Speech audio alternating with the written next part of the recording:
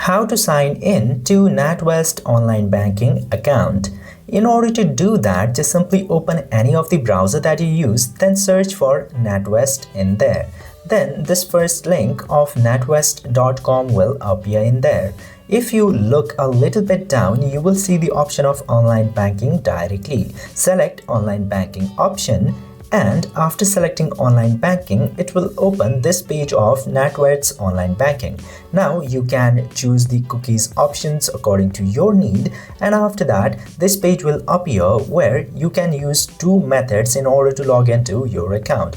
First one is customer number and second one is card number. You can choose either of those options. If you select customer number, you need to enter your customer number at very first and then you can continue logging in. If you choose card number, you need to enter your card number in here and then choose to continue. Then after that, you need to enter your password and OTP, and after doing those very easy steps, you will successfully be signed in to Natwest online banking account. I hope this video was informative to you. If yes, don't forget to hit that subscribe button.